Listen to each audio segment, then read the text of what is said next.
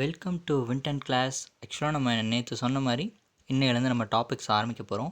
First வந்து டிஎன்பிஎஸ்சியோட GS டாபிக்ஸில் பார்த்தீங்கன்னா geography தான் ஃபஸ்ட் இருக்குது. ஸோ நம்ம 10th ஸ்டாண்டர்ட் ஜாகிரஃபிலேருந்து போகலாம். ஏன்னா மேக்ஸிமம் ஆஃப் த கொஸ்டின் ஜாகிரஃபியில் மொத்தமே 5 கொஸ்டின் தான் கேட்க போகிறாங்க. ஸோ அந்த 5 கொஸ்டினில் மேக்ஸிமம் ஆஃப் த கொஸ்டின்ஸ் வந்து 10th ஸ்டாண்டர்ட் புக் லெவலில் தான் இருக்கும்.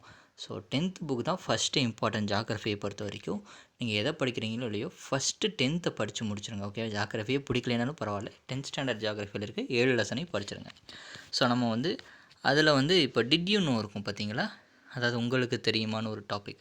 ஸோ அதில் இருக்கிற விஷயங்களை தொகுத்து மொத்தம் ஒரு 70க்கு மேலே இருக்குது. நம்ம 25 வீடியோஸில் பார்க்கலாம்.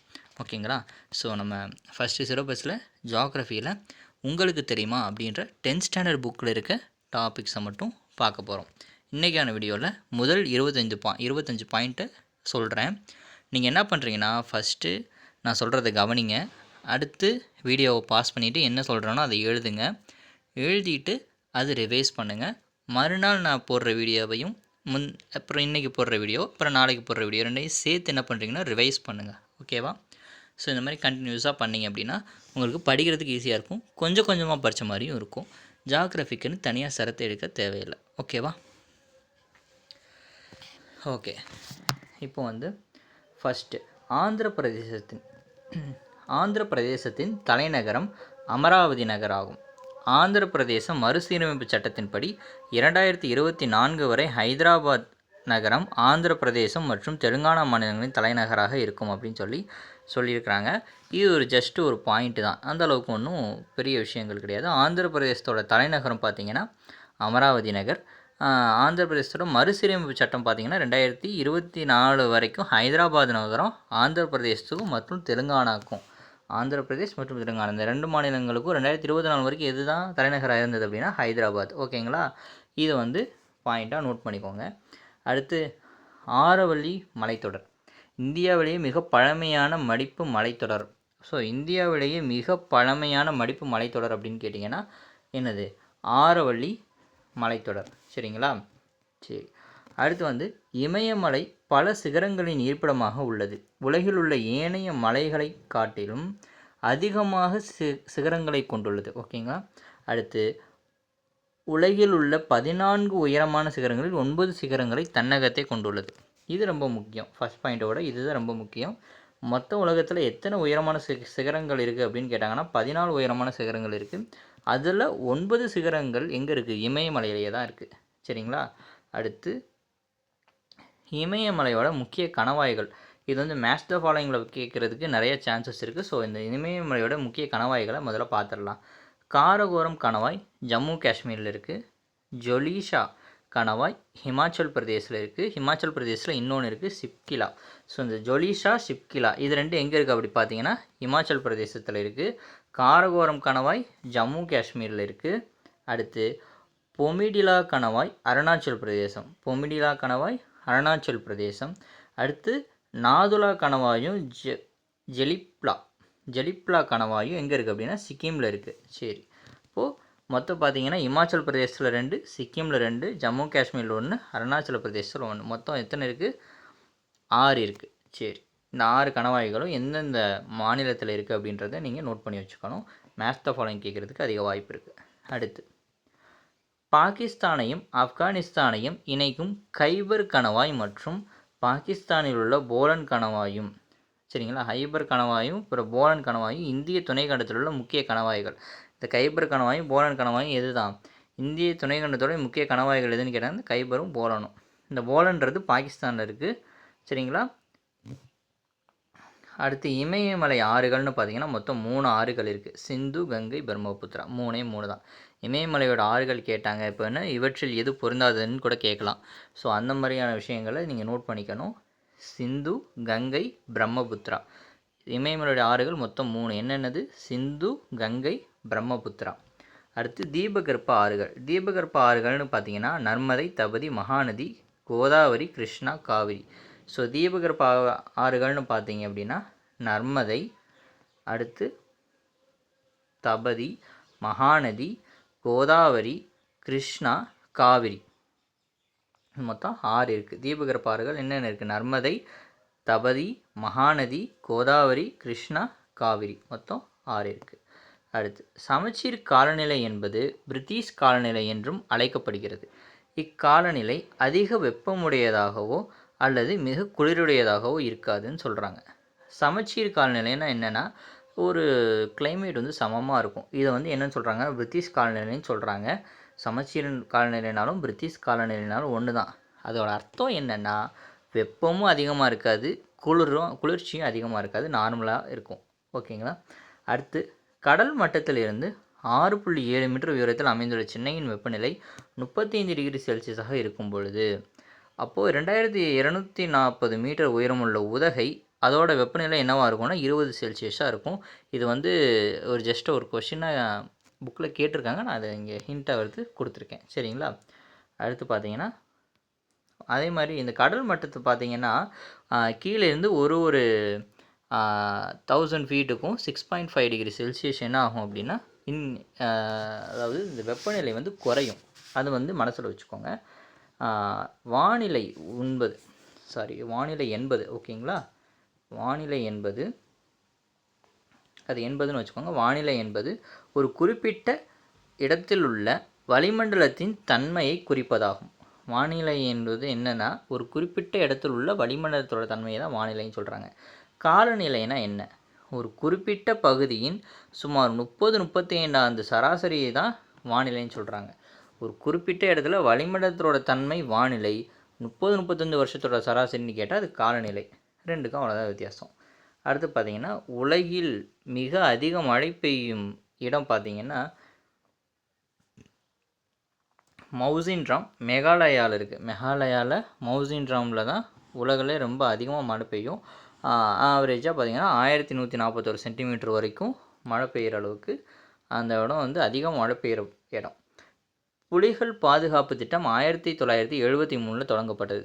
இது ரொம்ப முக்கியம். புலிகள் பாதுகாப்பு திட்டம்ன்றது 1973 தொடங்கப்பட்டது.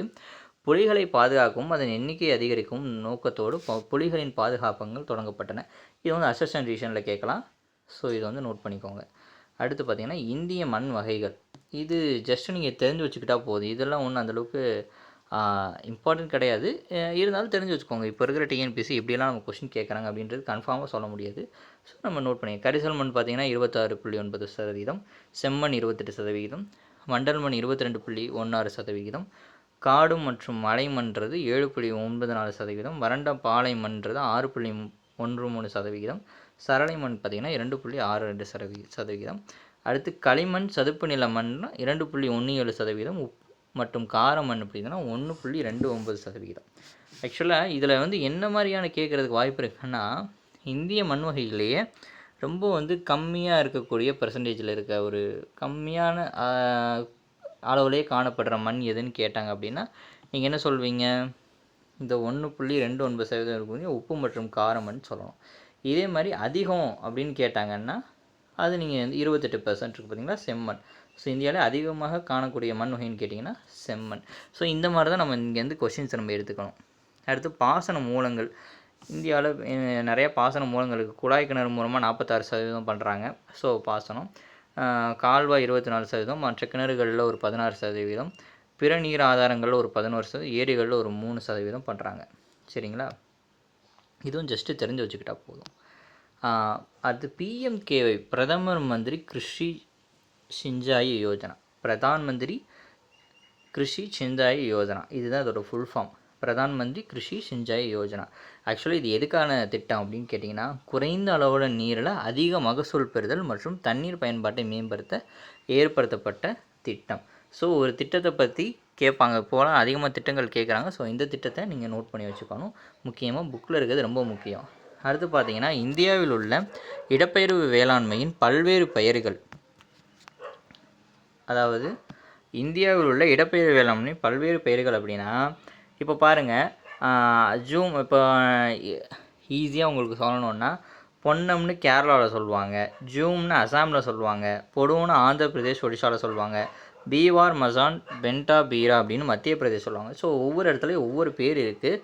ஸோ இடப்பெயர்வு வேளாண்மைக்கு வந்து ஒவ்வொரு மாநிலத்துக்கும் ஒவ்வொரு பேர். இப்போ அசாமுக்கு ஜூம். அடுத்து வந்து கேரளாவுக்கு பொன்னம், ஆந்திர பிரதேசம் மற்றும் ஒடிசாவுக்கு பொடு, மத்திய பிரதேசத்துக்கு வந்து பீவார், மாசன், பெண்டா, பீரா. ஸோ இந்த 4 வகையாக இருக்குது. அடுத்து பார்த்திங்கன்னா இந்தியாவின் முதல் கால்நடை கணக்கெடுப்பு 1919 மிக குறைந்த பால் பண்ணை கால்நடைகளுடன் எடுக்கப்பட்டது. இந்தியாவின் முதல் கால்நடை கணக்கெடுப்பு 1919 மிக குறைந்த பால் பண்ணை கால்நடைகளுடன் எடுக்கப்பட்டது. அப்போ முதல் கால்நடை கணக்கெடுப்பு இந்தியாவில் எப்போ நடத்தினாங்கன்னு கேட்டாங்கன்னா 1919 நடத்தியிருக்கிறாங்க. இது முக்கியம். அடுத்து தமிழ்நாட்டில் கால்நடை வளர்ப்பு எவ்வாறு மேற்கொள்ளப்படுகிறதுன்னு கேட்குறாங்க. ஸோ அதை நம்ம பார்க்கலாம். தமிழ்நாடு அரசு மாநில அளவிலான கால்நடை கணக்கெடுப்பை கால்நடை வளர்ப்புத்துறை, ஸோ கால்நடை கணக்கெடுப்பு எதை வச்சுருக்கிறாங்க, கால்நடை வளர்ப்புத்துறைன்னு ஒரு துறை இருக்குது, அதோட உதவியோடு மேற்கொள்கிறாங்க. மாவட்ட அளவிலான கணக்கெடுப்பு மண்டல இணை இயக்குனர் மூலம் மேற்கொள்ளப்படுகிறது. இக்கணக்கெடுப்புகள் மத்திய அரசின் வேளாண் மற்றும் விவசாயிகள் நலத்துறை அமைச்சகம், கால்நடை வளர்ப்பு, பால் பண்ணை, மீன்வளத்துறை போன்றவற்றின் வழிகாட்டுதல்படி மேற்கொள்ளப்படுகிறது. ஸோ மத்திய அரசோட வேளாண் மற்றும் விவசாயிகள் நலத்துறை அமைச்சகம், அப்புறம் கால்நடை வளர்ப்பு, பால் பண்ணை, மீன் வளத்துறை, இவங்களோட வழிகாட்டுதலோட மேற்கோள்படி இந்த கணக்கெடுப்பு நடைபெறுது, கால்நடை கணக்கெடுப்பு. அடுத்து பார்த்திங்கன்னா இந்தியாவில் உள்ள கனிமங்கள் மற்றும் அதனோட தொடர்புடைய அமைப்புகள். இந்தியாவில் உள்ள கனிமங்கள் அதனோட தொடர்புடைய அமைப்புகள். இந்திய நிலவியல் கள ஆய்வு நிறுவனத்தின் தலைமையிடம் பார்த்திங்கன்னா கொல்கத்தாவில் இருக்குது. ஸோ இது வந்து ஒவ்வொரு தலைமையிடம் ரொம்ப முக்கியம். அதெல்லாம் இந்திய நிலவியல் கள ஆய்வு நிறுவனத்தின் தலைமையிடம் எங்கே இருக்குன்னா கொல்கத்தாவில் இருக்குது. இந்த கொஷின்ஸ்லாம் ஈஸி தான், படிச்சுட்டா ஈஸி தான். எக்ஸாமில் பார்க்கும்போது திடீர்னு புதுசாக தெரியும். இதெல்லாம் நம்ம புக்லேயே தான் இருக்குது. இந்திய சுரங்க பணியகம் அதோட தலைமை பார்த்திங்கன்னா நாக்பூரில் இருக்குது. இரும்பு சாரா தொழில்நுட்ப மேம்பாடு மையம் ஹைதராபாத்தில் இருக்குது. அடுத்து இந்தியாவில் உள்ள சுரங்கங்கள் மற்றும் கனிமங்கள் நிர்வாகத்திற்கான பொறுப்பு யாருக்கிட்ட இருக்குது அப்படின்னா தரங்கமணி அமைச்சகத்திட்ட இருக்குது. சரிங்களா? இப்போ சுரங்கங்களை கனிமங்களையும் நிர்வாகத்துக்கான பொறுப்பு யாருக்கிட்ட இருக்குது, தரங்கமணி அமைச்சகத்திட்ட இருக்குது. ஸோ இதெல்லாம் எப்படி கொண்டு வராங்க அப்படின்னா மேம்பாடு மற்றும் ஒழுங்குமுறை சட்டம் 1957 படி இந்த அமைச்சகத்திட்ட இது போகுது. ஓகேங்களா?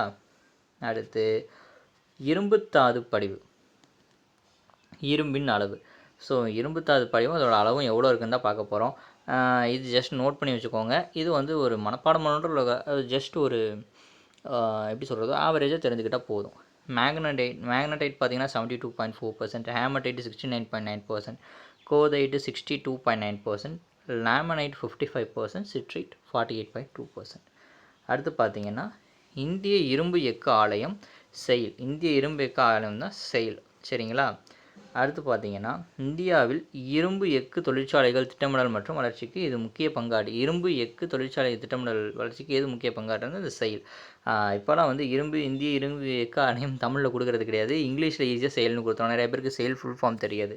ஸோ நீங்கள் என்ன, இரும்பு எஃகு தொழிற்சாலை திட்டமிடல் மற்றும் வளர்ச்சித்துறைக்கு முக்கிய பங்காற்ற நிறுவனம் எது, செயில். சரிங்களா? அடுத்து பார்த்திங்கன்னா நாக்பூரை தலைமையிடமாக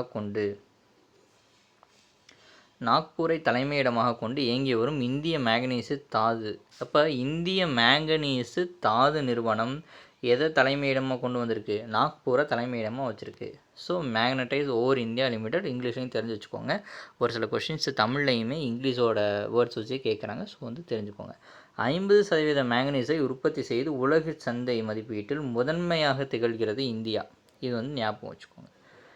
ஸோ வந்து இந்திய சந்தை அதாவது உலக சந்தை மதிப்பீட்டிலே பார்த்திங்கன்னா ஃபஸ்ட்டு முதன்மையாக திகழ்கிறது இந்தியா தான். எந்த உற்பத்தியில், மேங்கனைஸ் உற்பத்தியில். ஸோ இந்த மேங்கனைஸில் பார்த்திங்கன்னா எங்கே தலைமையிடம் இருக்குது, இந்த மேங்கனைஸ் தாது நிறுவனம் எங்கே இருக்குது அப்படின்னு பார்த்திங்கன்னா நாக்பூரை தலைமையிடமாக வச்சுருக்கு. இந்துஸ்தான் தாமிர நிறுவனம் இந்திய அரசால் நிர்வகிக்கப்படும் இந்திய சுரங்கத்துறை அமைச்சகத்தின் கீழ் இயங்கக்கூடிய பொதுத்துறை நிறுவனமாகும். ஸோ இந்திய தாமிர நிறுவனம் பார்த்திங்கன்னா இந்திய அரசால் நிர்வகிக்கப்படும் இந்திய சுரங்கத்துறை அமைச்சகத்திட்ட இயங்கக்கூடிய ஒரு பொதுத்துறை நிறுவனம். இதுலேருந்து 2 விஷயம் தெரிஞ்சுக்கணும். இந்த இந்துஸ்தான் தாமிர நிறுவனம்ன்றது ஒரு பொதுத்துறை நிறுவனம், அது ஃபஸ்ட்டு நோட் பண்ணிக்கணும். அது எந்த அமைச்சகத்துக்கு கீழே இருக்குன்னா இந்திய சுரங்கத்துறை அமைச்சகத்துக்கு கீழே இயங்குது. சரிங்களா? அடுத்து நால்கோ. ஸோ இன்றைக்கி நம்ம வந்து இந்த 25ஓட பாட்டிடலாம். சரிங்களா? நால்கோ என்று அழைக்கப்படும் தேசிய அலுமினிய நிறுவனம் 1981 தொடங்கப்பட்டது. நால்கோன் என்று அழைக்கப்படும் தேசிய அலுமினிய நிறுவனம் என்னது 1981 தொடங்கப்பட்டிருக்கு. அதே மாதிரி இதன் மையங்கள் ஒடிசா மாநிலத்தில் அஞ்சல், டாமன், சோடி போன்ற இடங்களில் உள்ளன. இதோட மையங்கள் எங்கெங்கெல்லாம் இருக்குது பார்த்தீங்கன்னா ஒடிசாவில், முக்கியமாக ஒடிசாவில் அஞ்சல், டாமன், சோடி அப்படின்ற இடங்கள்லாம் இந்த நால்கோ நிறுவனம் இருக்குது. நால்கோனா என்னது? தேசிய அலுமினிய நிறுவனம். இது இந்திய சுரங்கத்துறை அமைச்சகத்தின் கீழ் 1981ஆம் ஆண்டு பொதுத்துறை நிறுவனமாக உருவாக்கப்பட்டது. ஸோ இது வந்து எந்த அமைச்சகத்துக்கு கீழே வருது? இந்திய சுரங்கத்துறை அமைச்சகத்துக்கு கீழே வருது. சரிங்களா? ஸோ வந்து இதுவுமே 1981 பொதுத்துறை நிறுவனமாக உருவாக்கப்படுது. ஸோ நால்கோன்றது என்னது? ஒரு பொதுத்துறை நிறுவனம். ஸோ வந்து இந்த 25மே நம்ம இன்றைக்கி பார்த்து முடிச்சிட்டோம். மீதி 25 நம்ம நாளைக்கு பார்ப்போம். அதுக்கு முன்னாடி நீங்கள் வீடியோஸ் வந்து கண்டினியூஸாக வரும். நீங்கள் நம்ம வீடியோஸ் பார்க்குறீங்க அப்படின்னா நம்ம சேனலை இது வரைக்கும் சப்ஸ்கிரைப் பண்ணல அப்படின்னா சப்ஸ்கிரைப் பண்ணிக்கோங்க. அண்ட் பெல் பட்டனை கிளிக் பண்ணிக்கோங்க. டெய்லி உங்களுக்கு நோட்டிஃபிகேஷன்ஸ் வரும். டெய்லி ஒரு 15 to 20 மினிட்ஸ் நமக்காக ஸ்பெண்ட் பண்ணுங்கள். ஓகேவா? பாய். நாளைக்கு பார்க்கலாம்.